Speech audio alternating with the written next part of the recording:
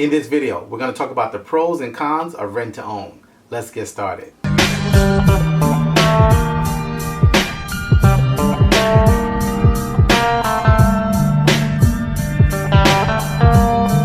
Hey everyone, I'm Rinde from AskRinde, and welcome to the #1 community for real estate, income, and credit. So if you'd like to know more about the pros and cons of rent to own and what you need to know, make sure you watch the video to the end and leave a comment below if you need help with anything. So what does Jay-Z, Will Smith, and BlackRock have in common? Well, they all have one common interest, and that is rent to own. Single-family residential rentals is the fastest growing segment in the real estate market today, attracting the attention of both Wall Street and also celebrities alike. As I've shared in previous videos, BlackRock recently purchased Home Partners of America, one of the largest rent-to-own companies, for about $6 billion. And the home ownership rate in the US is currently 66%, which is actually down from 2004 levels, with many people wanting to buy a home. And there are many reasons why they can't buy a home. Some can't buy due to credit, some simply can't afford a home right now, some can't buy because the cost of living is so high where they live, and some simply competition. They're getting outbid at every turn, so they're actually being forced to rent instead of buy. And with all of these, what is the best solution? Rent to own. And that's what Wall Street realizes, and also celebrities realize, and they want in on the action. So a rent to own is renting a property with the option to purchase it. So these are the pros and cons of doing this type of transaction. First, we'll start with the pros. Number one. So the first thing you need to know about rent-to-own homes is that they're all around you, yet they're invincible. And this is a pro because this is what I call no competition real estate. In a tight market with low inventory, competition is fierce. Yet we're placing our clients in homes via rent-to-own. So these properties are all around you in abundance in the form of single-family residential properties and also condos. Any property with fee simple ownership is a candidate for rent-to-own, including multifamily properties. That includes older properties and also new build properties, regardless of the age. Number two, so the second pro to rent to own is faster home ownership, meaning that you get a chance to move into the property immediately. There's no mortgage process, there's no waiting, there's no delays with underwriters or mortgage approvals, etc. You actually just sign your lease and you move into the property. Number three, the third pro to rent to own is that there's no credit needed. This is a no credit transaction. When you actually go into a rent to own, you're not going into it based on credit. Your credit is not needed. There's no credit check, there's no credit run, simply because it's a terms-based part of real estate and is based on other factors, knowing that you actually are not in the credit standing to be able to take on the property at the moment. So this is why rent to own is such a unique structure, because you're able to actually acquire and start the rental process and start the path to homeownership by actually moving to the property and actually using that timeline to be able to leverage yourself and build up your credit to be in a position to use and utilize your credit to purchase the property at a later date. As a real estate agent of over 19 years, working with buyers and also placing many families and homes, I can share with you that it takes up to 2 years to be able to prepare to purchase a home, meaning that the institutional lender that's going to be issuing the loan will look at your credit history and also your income to determine how much they're going to give you to be able to purchase a property. Number four, so the fourth pro to rent to own is a rent to own program. So a good rent to own program such as ours, our fast track rent to own program, is key in helping you attain home ownership. It's one thing to move into the property and rent it. It's another thing to be able to purchase it. So moving into the property, you actually have the great opportunity to be able to now become a homeowner. However, getting from point A to Z is two different things. You actually need to have a structured program and a trajectory and a plan to be able to get you from being a renter to a homeowner. And that's what we do in our Fast Track Rent to Own program, where we actually set you on a path to not only purchase the property, but put you in a position to be able to get possible grants that can help you with your down payment to be able to purchase the property at a later date. So it's key to be involved in the right rent to own program, because it's not only going to help you position yourself from a credit perspective, but it's going to factor all things. Sometimes the wrong rent to own program will only focus on one aspect of the entire process, and you need a well-rounded rent to own program that's going to factor in not only you purchasing the property, but looking at making sure that you're purchasing the property for the right amount, making sure that you're purchasing the property with the least amount of money out of pocket, making sure that you have the entire process dialed in so that when it's time for you to exercise your option to purchase, you're in that position to become a homeowner. Number five, and the fifth pro to rent to own, is that there are many sources. And in our case, the way we source off-market properties and rent to own properties are in unique ways that are actually off the beaten path. We're not looking up rent to own properties just simply on the MLS, which you also can. We're sourcing them from places such as land banks, city inventory, lots and lands, tax liens, and many, many more unique places that we find the rent to own properties. Number 6, so the sixth pro to rent to own is location. So depending on your location, you're either going to have an abundance of rent to own homes or you're going to have a scarcity of them. Rent to own and the ease of acquiring these properties is heavily predicated on where you're located. So being in a high population area, for example, with many single family homes and also condos specifically, can position you to be able to get easier access to getting a rent to own home. Now, of course, if you're not in those areas and you're in a low population area, we know ways and processes to be able to get you those rent to own homes regardless of where you're located. Number 7, and the 7th pro to rent to own homes is grants. So grants and knowing how to navigate the grant process can be really key when you're looking to buy a rent to own home and positioning yourself to be able to get that property with the least amount of money out of pocket. Again, this goes back to working with the right rent-to-own program because they can position you to not only get one grant, but also multiple grants, and actually position yourself to get the property, no money down. The great thing about rent-to-own is that you actually have that lead-up time to be able to go through the process and take your time to not only build up your credit and get your mortgage in place, but also take the time to be able to get grants to purchase your property. This is a very key part, and many programs out there do not factor this in because they do not have the access and the wherewithal and the knowledge to be able to get access to the grants to help these people purchase the property, no money down. So it's very key that you know how to utilize grants when it comes to purchasing your rent-to-own home. How much money will the grant be? What's the timeline of the grant? When will it disperse the funds? What position do you need to be in to be able to get the grant? How to get the most money? How to not just get one grant, but also how to get multiple grants to be able to purchase your property. So for example, timing is key because you need to be able to know when to start the process to be able to get the grant to coincide with the mortgage that you're getting for the property to purchase it at the latter date. So the grants are free money. There's no loan. They're gifts. So this can position you and your family to be able to not only have more money and more reserves, but not stress out coming up with the money to be able to purchase the property. Number 8, so the 8th pro to rent to own is negotiation. So this is really key, and this is the make or break. I feel many times people go into the process or they hear about this concept, but they don't know what it takes to be able to clinch a property. What's the turning point? How do you actually activate this? And negotiation is not only the beginning, but also goes throughout the entire process, and it finishes the rent-to-own process. And you have to know how to properly negotiate. Whether you're dealing with a private homeowner who's owned the property for 30 years, or you're dealing with a builder who's actually just built a built-to-rent community and is looking for people to be able to move in, to be able to be candidates to purchase that property in 2 years or 3 years down the line. Rent-to-own is a terms-based part of real estate, so you need to know how to negotiate the best terms in your favor. If you just show up to a builder and they actually have you sign all the documents, it could be a one-sided transaction.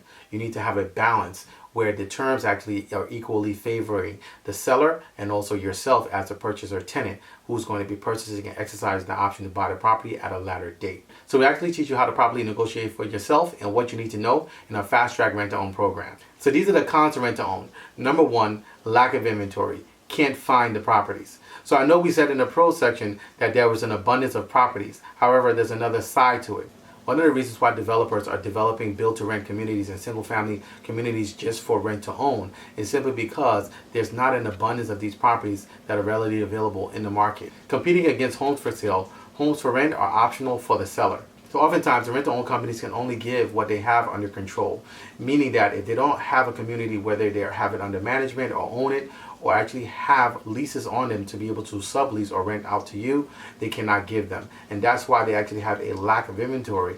And so much so that some of the agents that are actually working with these companies have a lack of inventory to share with the people who are looking to get into these homes. So as I've shared before, rent-to-owns is terms-based. So the majority of rent-to-own transactions happen off-market. You're not going to see them in the open market. You're not going to find them readily available simply because they're a negotiated terms-based transaction. So your next door neighbor may have moved and rented their property, and they could be doing a rent-to-own, but you would not know it. You would just think that they have a tenant in there, however they're doing rent-to-own. Majority of these transactions actually happen off market, and you have to know where to find the property, number 1, and also how to source these properties, which is what we do very well. While lack of inventory is a con because it actually limits the amount of volume and the amount of families that can be impacted and helped via rent to own. So for example, with these rent to own companies, they can only actually rent up to the amount of volume that they have. If they have 100 homes, if they have 200 homes, 300 homes, Once they actually cap out and they rent the last home, that is it. They don't have any more homes to rent. They don't have any more inventory to place people in to go through the process of the rent to own. Number two, and the second con to rent to own are waiting lists. So as we know, as I just shared, one of the cons of rent to own is that there's a lack of inventory. So for example, with the rent to own companies, once they max out their inventory, there's a waiting list then created that's sometimes 4 to 5 times larger than their actual inventory. So in some cases, people are waiting until the first cycle or the current cycle of tenants rotate out, meaning that they're in the homes, and if they do not purchase it, they're on the waiting list to come up. And that's a bad place to be because you're waiting for a long time just to be able to experience home ownership. So the waiting list can be not only daunting, but it can be a very, very long wait depending on your location. Locations with low population and less rent-to-own homes tend to have a longer and larger waiting list. However, you can also be in a high population area and actually also have a long waiting list depending on the type of property that you're trying to find and where you're trying to locate that within the location that has a high population.